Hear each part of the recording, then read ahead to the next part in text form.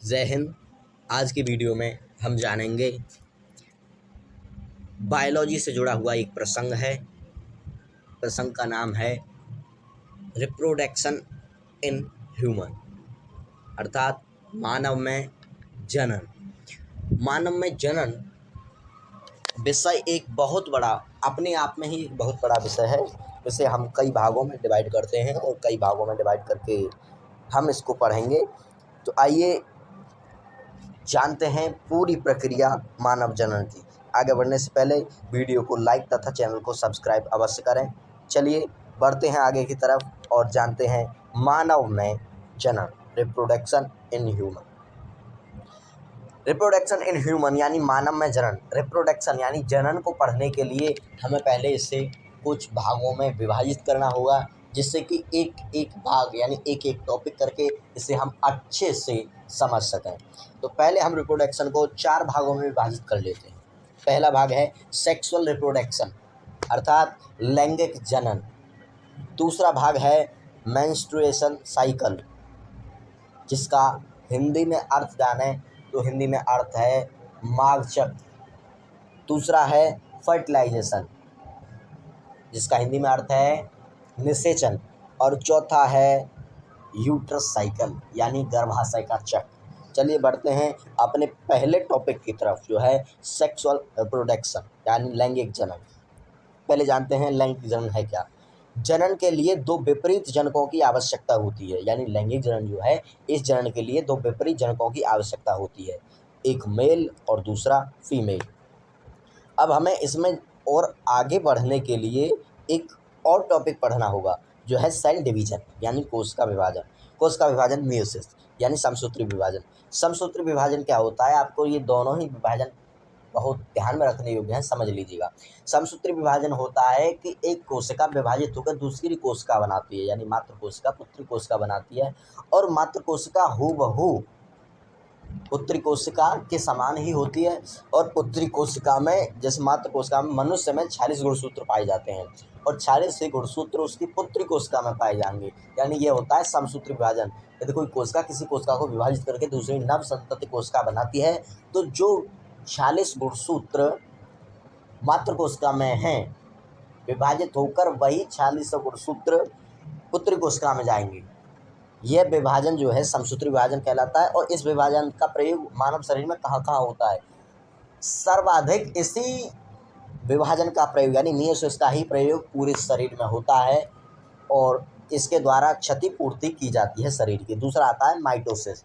Mitosis का केवल और केवल हमारे शरीर में एक प्रयोग है और वो भी है जनन। जनन के समय ही माइटोसिस का प्रयोग यानी अर्धसूत्री विभाजन का प्रयोग किया जाता है। ये कैसे होता है, यानी 46 गुणसूत्र होते हैं और 46 गुणसूत्रों में से 23 ही गुणसूत्र डिवाइड होकर जाते हैं तथा 23 गुणसूत्र नहीं जाते, यानी आधे गुणसूत्र ही जाते हैं। आधे गुणसूत्र क्यों जाते हैं, इसे हम आगे समझते हैं। आगे एक और डिवीजन पढ़ते हैं, क्रोमोसोमल सेल डिवीजन यानी गुणसूत्रीय कोशिका विभाजन। अभी हम कोशिका विभाजन पढ़ रहे थे, कोशिका विभाजन का हमने अर्धसूत्री पार्ट उठाया है और अब आया है गुणसूत्री विभाजन, गुणसूत्री कोशिका विभाजन। आइए पढ़ते हैं। गुणसूत्र कितने होते हैं, 46, इधर 46। आपको मेल रेड कलर का दिखाई दे रहा होगा और फीमेल येलो कलर का। अब देखते हैं यहाँ अर्धसूत्री विभाजन का प्रयोग है। देखिए जाइगोट यानी युग्मनज जब बना है तो 46 गुणसूत्र हैं, मेल में भी 40 है, फीमेल में 40 है। अब यदि मेल के 46 और फीमेल से भी 40 गुणसूत्र आए होते तो यहाँ कितने हो गए होते, 58 गुणसूत्र हो गए, या सॉरी 98 गुणसूत्र हो गए होते। और 98, और जबकि आदमी में कितने गुणसूत्र होने चाहिए, एक आदमी में 46 गुणसूत्र होने चाहिए। अगर आदमी में 47 गुणसूत्र हो जाते हैं तो ये एक जेनेटिक डिसऑर्डर हो जाता है, यानी विकार उत्पन्न हो जाता है और फिर आदमी में कुछ बढ़ने लगेगा, यानी आदमी सामान्य अवस्था में नहीं रहेगा। और 40 से यदि कम रह जाते हैं, 45 रह जाते हैं, तो भी आदमी में जेनेटिक डिसऑर्डर हो जाएगा, विकार उत्पन्न हो जाएगा और आदमी में कुछ चीज़ कम हो जाएंगी। ठीक है, अब इसमें हमें 40 ही गुणसूत्र चाहिए, तो 40 यानी 23 गुणसूत्र माता से आएंगे, 23 गुणसूत्र पिता से आएंगे, या आप देख पा रहे हैं जाइगोट कैसे बनाएं, तब जाके इसमें 46 गुणसूत्र बनेंगे। अर्धसूत्र विभाजन समझ में आ गया तथा क्रोमोसोमल सेल डिवीजन भी समझ में आ गया होगा कि युग्मनज जो बनता है वो आखिर बनता कैसे है।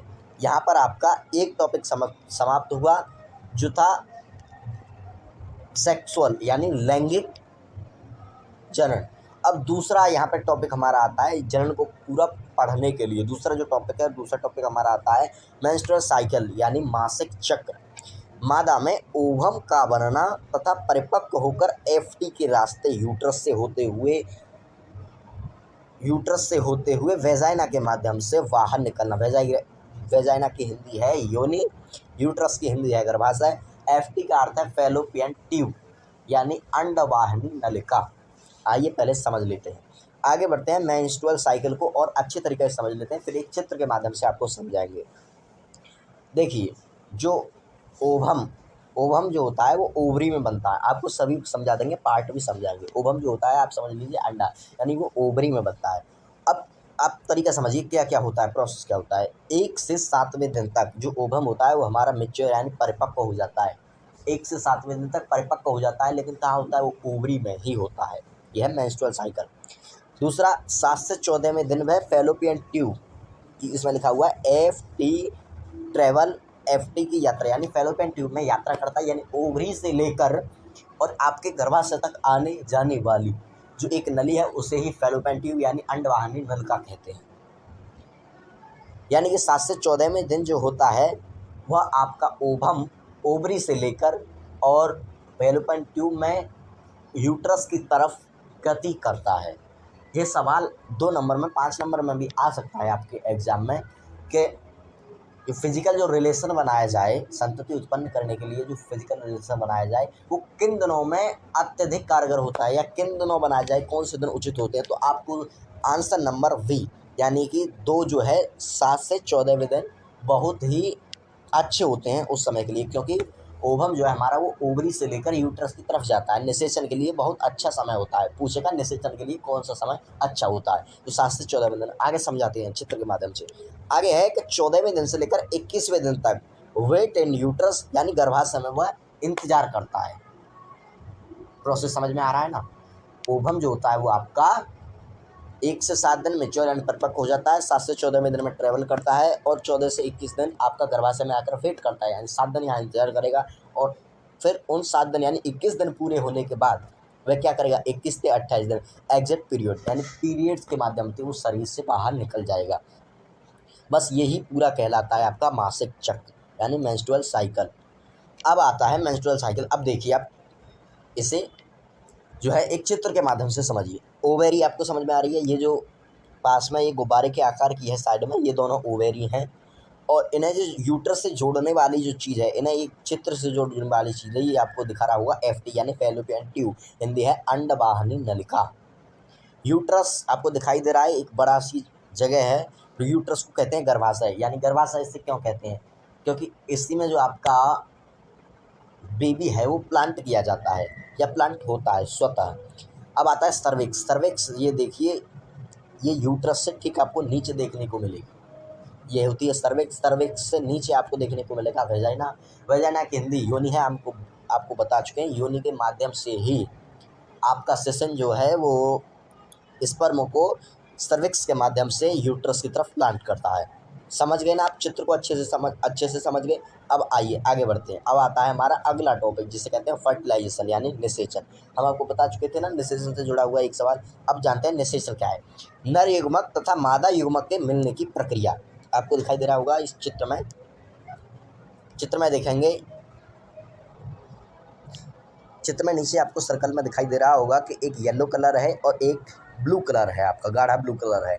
यानी ब्लू कलर और येलो कलर के मिलने को यहाँ निषेचन दर्शाया गया है। आगे बढ़ते हैं फर्टिलाइजेशन। ये आपने चित्र देख लिया कि इसी चित्र के माध्यम से ये जो है फीमेल रिप्रोडक्शन सिस्टम है यानी मादा जनन तंत्र। अब आइए आप देखते हैं फर्टिलाइजेशन, इस चित्र के माध्यम से समझिए। यहाँ लिखा हुआ भी है, आप दिखाई दे रहा है ना, ओवरी में ये ओवम है ब्लू कलर का। 1 से 7 दिनों में यह परिपक्व होगा। हम पहले ही आपको पूरी प्रक्रिया बता चुके हैं, अब आप इसे चित्र के माध्यम से समझिए और अब आगे देखते हैं। 1 से 7 दिनों में यह परिपक्व होगा। परिपक्व होने के बाद 7 से 14वें दिन के अंदर यह आगे बढ़ता है, यानी फैलोपियन ट्यूब से ये गर्भाशय यानी यूट्रस की तरफ गति करता है। इधर यह गति करता है, आगे बढ़ रहा है, और उधर क्या होता है, उधर आगे चित्र के माध्यम से समझिए। उधर क्या होता है, 7वें 14वें दिन के ही बीच में नर युग्मक जो कि सेशन द्वारा योनि के माध्यम से सर्विक्स तथा यूट्रस में प्लांट किए गए हैं। यह वेजाइना से लेकर यूट्रस तक पहुंचते हैं यानी प्रवेश करते हैं और आगे बढ़ते हैं। अब इधर आपका यहाँ से ओवरी की तरफ से एक ओवम आ रहा है और इधर से ये स्पर्म, मैंने इसी चित्र के माध्यम से दर्शाए हैं, वैसे आपको स्पर्म की संरचना देखने को मिल जाएगी इंटरनेट पर। अब आगे बढ़ते हैं। अब यहाँ क्या होता है, 7 से 14वें दिन के मध्य की ही बात चल रही है। यहाँ मैंने आपको बताया था ना, 7 से 14वें दिन के अंतराल का जो समय है वो बहुत अच्छा समय है निषेचन के लिए। अब क्या होता है, 7 से 14वें दिन के मध्य ही दोनों मिल जाते हैं, जिसे निषेचन कहते हैं। फर्टिलाइजेशन आप समझ गए ना, ये फर्टिलाइजेशन की टॉपिक चल रहा है, यानी ये येलो और ब्लू यहाँ पर मिल जाते हैं। अब मिलने के बाद क्या होता है, मिलने के बाद यह आगे गुणित होने लगते हैं, यूट्रस की ओर बढ़ते हैं। अब प्रक्रिया तो आपको पहले पता ही थी कि ये जो है पूरा जो है यहाँ से ओवरी से चलता है, एफटी द्वारा होकर ये यूट्रस में आता है, इंतजार करता है और पीरियड के माध्यम से बाहर निकल जाता है। अब क्या होगा, ये गुणित होगा और ये 16 गुणित होने के पश्चात, ये 8 गुणित होने के पश्चात ये यूट्रस में आ जाएगा। यूट्रस में आने के बाद ये यूट्रस में प्लांट हो जाएगा। यूट्रस में प्लांट होने के बाद अब यहाँ से आपका यूट्रस तक की जो प्रक्रिया थी ये आपको फर्टिलाइजेशन में समझा दी गई। अब यूट्रस में आ गया, अब आपका अंतिम पड़ाव आ गया, यानी अब यूट्रस साइकिल यहाँ से प्रारंभ होता है, गर्भाशय चक्र। गर्भाशय चक्र में क्या होता है, गर्भाशय में आने से लेकर पूर्ण विकास तक यानी 9 महीने तक की प्रक्रिया को यूट्रस साइकिल यानी गर्भाशय चक्र कहते हैं। गर्भाशय चक्र को पढ़िए। अब क्या लिखा होगा इसमें, 5 से 12 दिन में यानी 5, इसका मतलब है दिन में, 5 से 12 दिन में भ्रूण से एक नली जो प्लेसेंटा यानी गर्भनाल आकर जुड़ जाती है, जो कि अंत तक भ्रूण को यानी जन्म लेने तक भ्रूण को पोषण प्रदान करती है, जो कि जन्म के बाद जब उस शरीर से हटाई जाती है तो वहाँ नाभि का स्थान बन जाता है। अब आगे बढ़ते हैं। अब सबसे पहले 4 से 6 सप्ताह में यानी 4 से 6वें सप्ताह में लगभग 1.5 महीने के बाद जो है निषेचन के 1.5 महीने बाद, फर्टिलाइजेशन के 1.5 महीने बाद, फर्टिलाइजेशन के 6 से 7 सप्ताह बाद, लगभग 1.5 महीने के बाद भ्रूण का जो हमारा जाइगोट था, जो प्लेसेंटा जैसे जुड़ चुकी है, अब सबसे पहले उसके हृदय का विकास होगा, यानी उसका दिल बनेगा। और दिल का काम पता है आपको, दिल बनेगा और दिल धड़केगा। जब दिल धड़कता है तो माँ को पलटी आने लगती है, यानी एक अनुभव होता है।